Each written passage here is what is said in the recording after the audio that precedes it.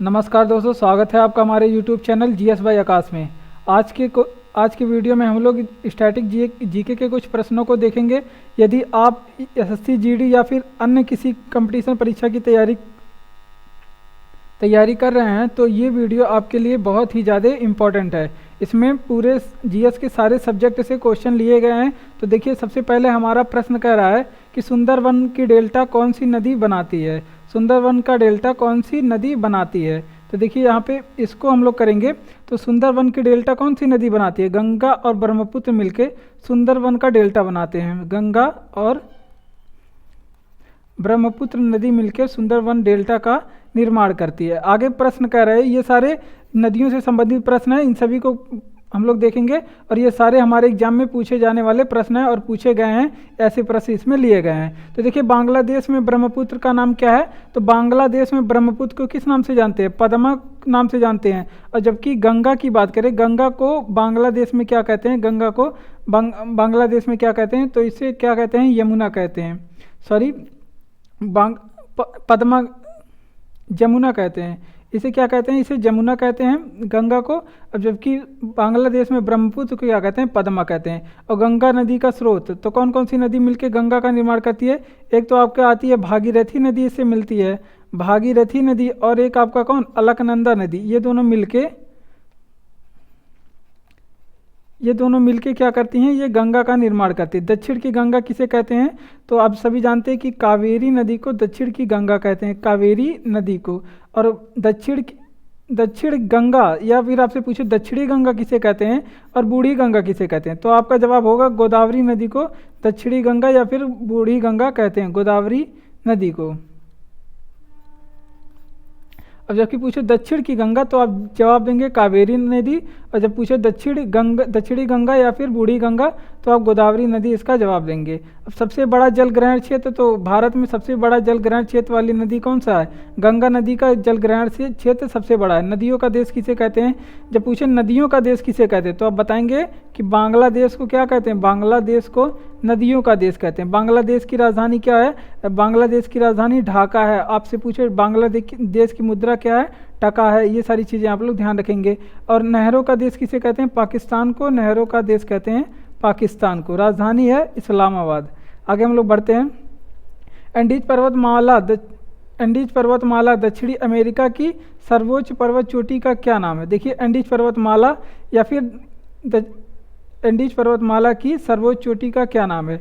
और ये दक्षिणी अमेरिका का भी सर्वोच्च चोटी है। एंडीज पर्वतमाला की जो चोटी होने वाली है यहाँ पे, कौन सी एंडीज पर्वतमाला की सबसे चोटी है, तो माउंट एकांकागुआ है। माउंट एकांकागुआ एंडीज की सबसे ऊंची चोटी है। या फिर दक्षिणी अमेरिका की सबसे ऊंची चोटी है क्या, माउंट एकांकागुआ। ठीक। भारत का सर्वोच्च शिखर क्या है, तो आप सभी जानते हैं भारत का सर्वोच्च शिखर K2 है।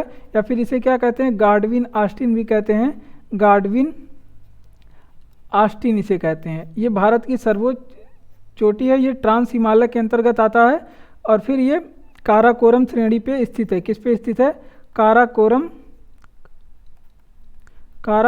श्रेणी पे ये स्थित है। ठीक। ट्रांस हिमालय के अंतर्गत आता है काराकोरम श्रेणी। काराकोरम, लद्दाख, जास्कर तीनों ट्रांस हिमालय के अंतर्गत आते हैं। और काराकोरम श्रेणी पे गार्डविन आस्टीन स्थित है, जो कि भारत की सर्वोच्च चोटी है।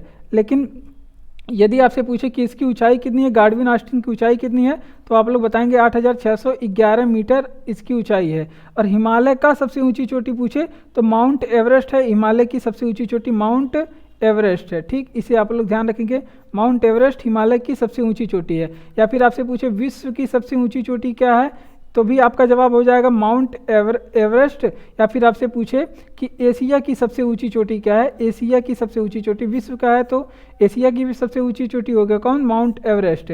और भारत में हिमालय का सबसे ऊंची चोटी, हिमालय का भारत में सबसे ऊंची चोटी कौन सा है, तो कंचनजंगा है। इसे आप लोग ध्यान रखेंगे। आपसे पूछे भारत का सर्वोच्च शिखर, तो आप K2 या फिर गार्डविन आस्टीन जवाब देंगे। लेकिन आपसे पूछे कि हिमालय का भारत में सर्वोच्च शिखर, तो सर्वोच्च शिखर तो आप बताएंगे कंचनजंगा। तो इसे कंचनजंगा हो जाएगा इसका जवाब। और क्योंकि ये हिमालय के अंतर्गत आता है, और जबकि जो गार्डविन आस्टीन है वो आपके ट्रांस हिमालय के अंतर्गत आता है। ये ट्रांस हिमालय के अंतर्गत आता है, दोनों अलग अलग हैं, इसलिए इसका जवाब अलग हो जाएगा।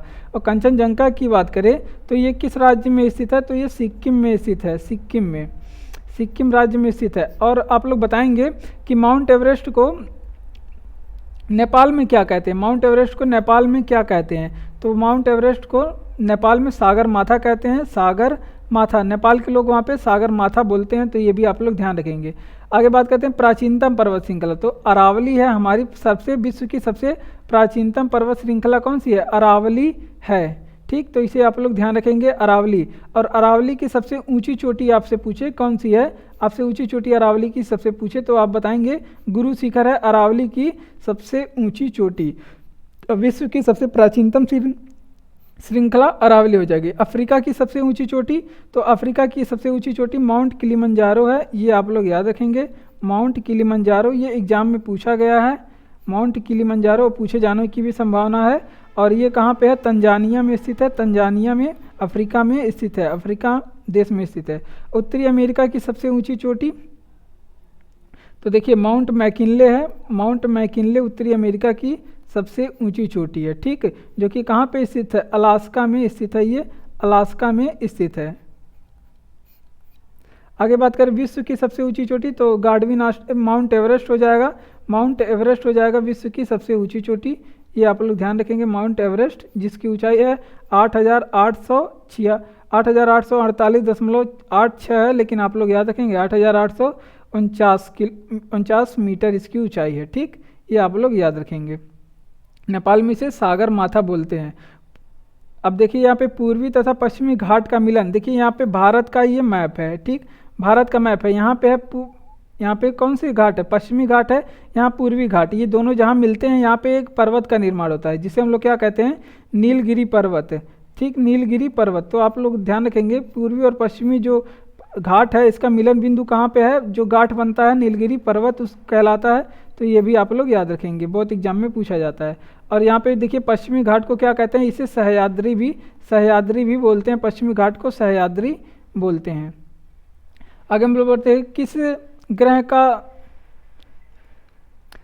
किस ग्रह को लाल तारे की संज्ञा दी जाती है। तो किस ग्रह को लाल तारा कहते हैं, मंगल ग्रह को लाल तारा कहते हैं, मंगल ग्रह को लाल ग्रह किसे कहते हैं। देखिए, या फिर लाल तारा पूछेगा या फिर लाल ग्रह पूछेगा, तो आप बताएंगे मंगल ग्रह को लाल तारा कहते हैं। सबसे छोटा ग्रह सौरमंडल का सबसे छोटा ग्रह कौन सा है, बुध है, एग्जाम में बहुत पूछा जाता है।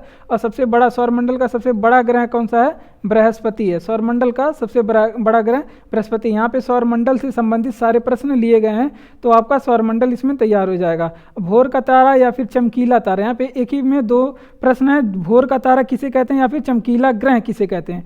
तो आप लोग बताएंगे कि शुक्र को कहते हैं भोर का तारा, शुक्र को कहते हैं, शुक्र ग्रह को भोर का तारा। और पृथ्वी के सबसे निकटतम ग्रह कौन सा है, तो आप भी बताएंगे, इसका जवाब भी हो जाएगा शुक्र। पृथ्वी के निकटतम कौन सा ग्रह है, तो आप बताएंगे शुक्र पृथ्वी के सबसे निकटतम है। सबसे चमकदार तारा, तो सबसे चमकदार तारा पूछेगा तो इसका जवाब क्या हो जाएगा, सीरियस। ठीक, सबसे चमकदार तारा सीरियस हो जाएगा। लेकिन आपसे पूछे सबसे चमकदार ग्रह कौन सा है, तो उसका जवाब हो जाएगा कौन सा, शुक्र ग्रह है सबसे चमकदार। अब देखिए क्षुद्र ग्रह, सौरमंडल का ऐसे कौन से ग्रह हैं जिनके बीच में क्षुद्र ग्रह पाए जाते हैं। तो आप इसका जवाब देंगे कि मंगल और बृहस्पति के बीच में, मंगल ग्रह और फिर बृहस्पति के बीच में क्या पाए जाते हैं, क्षुद्र ग्रह पाए जाते हैं। ठीक, तो ये आप लोग ध्यान रखेंगे। आगे बात करें चारों तरफ वलय, किस ग्रह के सौरमंडल के ऐसा कौन सा ग्रह है जिसके चारों तरफ वलय पाए जाते हैं। तो आप लोग जवाब बताएंगे शनि के चारों तरफ वलय पाए जाते हैं। लेटा हुआ ग्रह किसे कहते हैं, यूरेनस को लेटा हुआ ग्रह कहते हैं, क्योंकि इसका झुकाव अधिक है। संसद के, अब यहाँ देखिए पॉलिटी के जो भी इंपॉर्टेंट प्रश्न है यहाँ पे पढ़ कर आए जाएंगे, जो एग्जाम में पूछे जाते हैं। संसद के संयुक्त अधिवेशन की अध्यक्षता कौन करता है। तो आप सभी जानते हैं कि संयुक्त अधिवेशन की अध्यक्षता लोकसभा का जो अध्यक्ष होता है वो करता है। संयुक्त अधिवेशन की अध्यक्षता लोकसभा का अध्यक्ष करता है। अब देखिए यहाँ पे संयुक्त अधिवेशन आर्टिकल नंबर कितने में है, संयुक्त अधिवेशन आर्टिकल नंबर 108 है। संयुक्त अधिवेशन का आर्टिकल नंबर 108 है। अध्यक्ष कौन, इसका लोकसभा का अध्यक्ष, संयुक्त अधिवेशन की अध्यक्षता कौन करता है, तो लोकसभा का जो स्पीकर होता है या फिर अध्यक्ष होता है वो इसका अध्यक्षता करता है। धन विधेयक का आर्टिकल क्या है, आर्टिकल 110 में है धन विधेयक। और धन विधेयक का जांच कौन करता है, धन विधेयक का जांच भी लोकसभा का स्पीकर ही करता है। ठीक, लोकसभा का प्रथम अध्यक्ष कौन है? तो लोकसभा का प्रथम अध्यक्ष कौन थे? जीवी मावलंकर थे, जिसका पूरा नाम गणेश वासुदेव मावलंकर है। ये आप लोग ध्यान रखेंगे। आगे बात करते हैं प्रथम उपाध्यक्ष। लोकसभा के प्रथम उपाध्यक्ष कौन थे? तो आप लोग इसका जवाब देंगे कि अनंत शयन अयंगर थे। अनंत शयन अयंगर होते हैं लोकसभा के पहले उपाध्यक्ष। ठीक, तो ये भी आप लोग ध्यान रखेंगे। अनंत शयन अयंगर थे लोकसभा के पहले उपाध्यक्ष। अब देख रहा है यहाँ पे, देखिए कह रहा है कि वर्तमान अध्यक्ष कौन है? तो लोकसभा के वर्तमान अध्यक्ष कौन है? ओम बिड़ला। वर्तमान अध्यक्ष कौन है लोकसभा के? ओम बिड़ला। और ये कहाँ के वर्तमान समय में कौन सी लोकसभा चल रही है? 17वीं लोकसभा वर्तमान समय में चल रही है। लोकसभा के सदस्य को शपथ कौन दिलाता है? तो देखिए लोकसभा के सदस्य को शपथ दिलाने की बात करें तो इसको कौन दिलाता है? लोकसभा का स्पीकर ही इन्हें शपथ दिलाता है, या फिर आप कहेंगे कि लोकसभा का अध्यक्ष इन्हें शपथ दिलाता है। और त्यागपत्र ये किसे देंगे? तो ये लोकसभा के सदस्य की शपथ की बात करें तो आप लोग बताएंगे कि शपथ कौन दिलाता है? तो या फिर इनको शपथ दिलाए राष्ट्रपति दिलाए, लोकसभा के अध्यक्ष को शपथ राष्ट्रपति, या फिर राष्ट्रपति द्वारा कोई व्यक्ति कोई नियुक्त किया जाए, कोई व्यक्ति राष्ट्रपति नियुक्त करें कि ये जाके लोकसभा के जो भी सदस्य हैं उनको शपथ दिलाए, या फिर राष्ट्रपति स्वयं दिलाता है या फिर कोई व्यक्ति को नियुक्त करता है। जबकि त्यागपत्र की बात करें तो सदस्य लोग अब इनका अपना त्यागपत्र किसे देते हैं? तो लोकसभा के स्पीकर को ये लोग अपना त्यागपत्र देते हैं। और काल कितना होता है? 5 वर्ष। लोकसभा सदस्य बनने के लिए आयु कितनी होती है? 25 वर्ष होती है। और राज्यसभा के सदस्य बनने के लिए आयु कितनी होनी चाहिए? 30 वर्ष होनी चाहिए। आपको यदि राष्ट्रपति बनना है तो आपको कितना आयु होनी चाहिए? राष्ट्रपति बनने के लिए आपकी आयु कितनी होनी चाहिए? तो 35 वर्ष होनी चाहिए। प्रधानमंत्री आपको बनना है तो इसके लिए आयु 25 वर्ष होनी चाहिए। वोट डालने के लिए आयु कितनी निर्धारित की गई है? कितने वर्ष पे आप वोट डाल सकते हैं? तो आपकी आयु कम से कम 18 वर्ष होनी चाहिए। तो ये सारी चीज़ें भी आप लोग याद रखेंगे।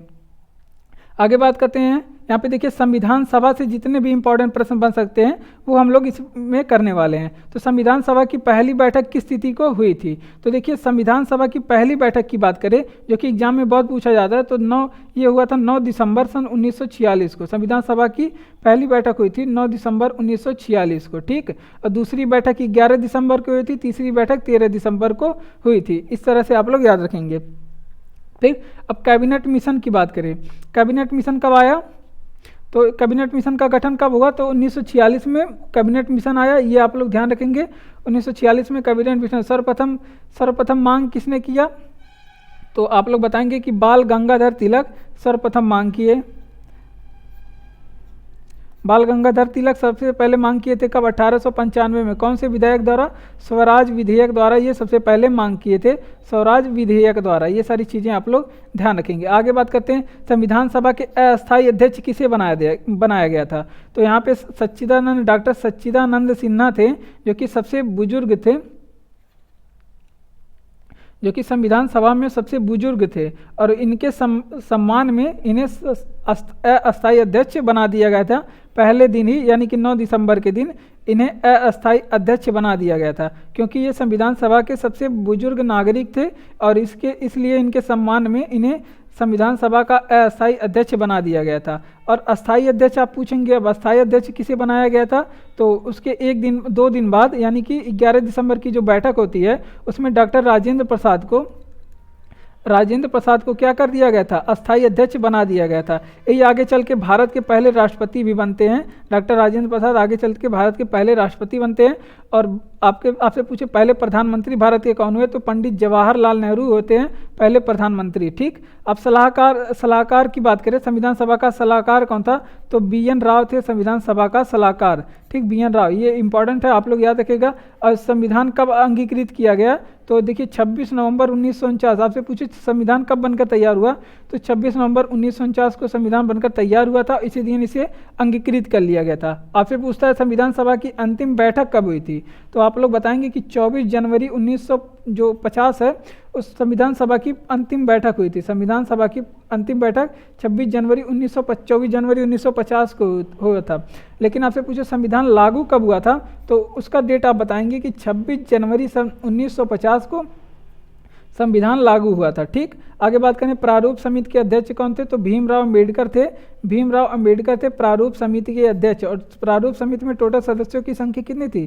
टोटल सदस्यों की संख्या 7 थी। और मूल संविधान में कितने अनुच्छेद थे? तो 395 अनुच्छेद थे। आपसे पूछे मूल संविधान में अनुसूची कितनी थी? आपसे पूछे कि मूल संविधान में अनुसूची कितनी थी? तो मूल संविधान में 8 अनुसूची। और वर्तमान समय में कितनी अनुसूचियां हैं? 12। मूल संविधान में भाषा कितनी थी? तो मूल संविधान में भाषा की संख्या थी 14। और वर्तमान समय में कितनी भाषाएं? वर्तमान समय में मूल संविधान में 22 भाषा हैं। ठीक, तो ये भी आप लोग याद रखेंगे, अलग अलग समय पे अलग अलग भाषा जोड़ी गई। अगर पूछे उद्देश्य प्रस्ताव को जगह कहाँ पे दिया गया संविधान में, कहाँ पे? तो उद्देश्य प्रस्ताव को प्रस्तावना में जगह दिया गया, ये भी आप लोग ध्यान रखेंगे। बढ़ते हैं अगले प्रश्न की ओर।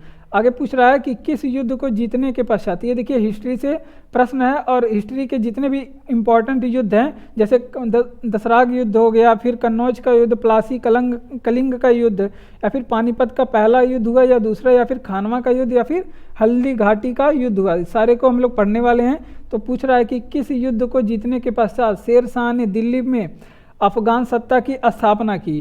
तो देखिए ये चौसा का युद्ध जब जीतता है, चौसा का युद्ध जब जीतता है शेर शाह, तो उसके बाद ये दिल्ली में अफगान सत्ता की क्या करता है?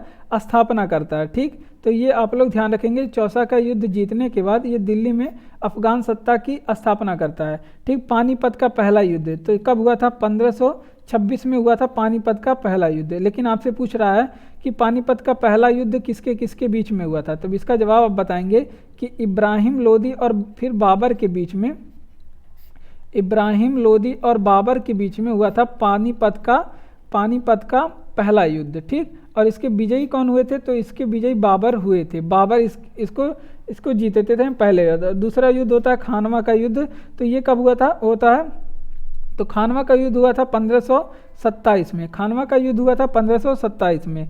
और ये किसके किसके बीच हुआ था? खानवा का युद्ध आप याद रखेंगे कि राणा सांगा के बीच में, राणा सांगा के बीच में बाबर के बीच में हो खानवा का दूसरा युद्ध हुआ था, राणा सांगा और बाबर के बीच। और इसमें भी क्या होता है? बाबर विजयी हो जाता है। हल्दी घाटी का युद्ध तो जो कि इम्पोर्टेंट है, हल्दी घाटी का युद्ध कब हुआ था? तो ये 1576 में हुआ था। पानीपत का तीसरा युद्ध कब हुआ था? ये 1761 में हुआ था। ये इंपॉर्टेंट है, 1761 में, इसे आप लोग याद रखिएगा। 1761 में पानीपत का तीसरा युद्ध हुआ था, जो कि अहमद शाह अब्दाली के बीच। इसमें कौन कौन लड़े थे? अहमद शाह अब्दाली और फिर कौन? मराठों के बीच में हुआ था पानीपत का तीसरा युद्ध। और मराठों की तरफ से नेतृत्व कौन किया था? ये भी एग्जाम में पूछा गया है। सदाशिवराव भाऊ यहाँ पे इसका मराठों का नेतृत्व करता है, ये आप लोग ध्यान रखेंगे। और दसराग युद्ध के बारे में पूछा जाता है कि दसराग युद्ध किस नदी के किनारे लड़ा गया? तो आप सभी जानते हैं परुसनी नदी के किनारे लड़ा गया था। परुसनी नदी का वर्तमान नाम क्या है? रावी नदी वर्तमान नाम है। कन्नौज का युद्ध किस नदी किनके बीच लड़ा गया? तो देखिए ये भी सूरी और हुमायूं के बीच में लड़ा गया था। सूरी और हुमायूं के बीच में कन्नौज का युद्ध लड़ा गया था। प्लासी का युद्ध हुआ था 1757 में। ये इसका डेट आप लोग याद रखेंगे, डायरेक्ट डेट एग्जाम में पूछा जाता है। कलिंग युद्ध का बारे में पूछे तो अशोक द्वारा लड़ा गया था। ये अशोक के 13वें शिलालेख में इसकी जानकारी है। अशोक के 13वें शिलालेख के बारे में जानकारी है किसकी? कलिंग युद्ध। ये अशोक से संबंधित है, ये आप लोग ध्यान रखेंगे। आगे बढ़ते हैं अगले प्रश्न की ओर। गुप्त वंश के प्रथम और अंतिम शासक क्रमशः कौन थे? तो देखिए गुप्त वंश के पहले शासक की बात करें तो कौन था? श्रीगुप्त था गुप्त वंश का पहला शासक। और अंतिम शासक की बात करें, गुप्त वंश के अंतिम शासक कौन थे? तो इसके अंतिम शासक होते हैं गुप्त वंश के विष्णुगुप्त। गुप्त वंश के अंतिम शासक कौन है? विष्णुगुप्त। अब यहाँ पे गुप्त वंश के बारे में जो भी इंपॉर्टेंट प्रश्न है जो एग्जाम में पूछे जाते हैं उनको हम लोग कर लेते हैं। देखिए गुप्त वंश के प्रथम शासक की बात करें तो कौन था? गुप्त वंश की स्थापना श्रीगुप्त करता है और पहला शासक भी श्रीगुप्त ही बनता है। महान शासक पूछे गुप्त वंश के तो चंद्रगुप्त प्रथम थे। ये गुप्त साम्राज्य के महान शासक। और इनकी उपाधि क्या थी? महाराजा धीराज की ये उपाधि धारण किए थे, महाराजा धीराज। ये भी उपाधि भी पूछा जाता है, इसलिए आप लोग को बताया जा रहा है। और विक्रमादित्य की उपाधि सीधे पूछा जाता है गुप्त साम्राज्य का कौन सा शासक था जो विक्रमादित्य की उपाधि धारण किया था? तो आप लोग बताएंगे कि चंद्रगुप्त द्वितीय थे, जो आपके चंद्रगुप्त जो सेकंड थे ये विक्रमादित्य की उपाधि धारण किए थे। और चंद्रगुप्त द्वितीय के समय में इनके दरबार में कौन आया था? चीनी यात्री जो फाहयान था, ये चंद्रगुप्त द्वितीय के दरबार में आया था। ये आप लोग ध्यान रखेंगे, एग्जाम में डायरेक्ट पूछा जाता है। और इनके दरबार में एक कवि रहते थे, आप लोग बताएंगे कौन से कवि रहते थे? तो कवि कालिदास इनके दरबार में रहते थे, ये आप लोग ध्यान रखेंगे। धन्वंतरी, ये कौन थे? धन्वंतरी आयुर्वेद चिकित्सक थे।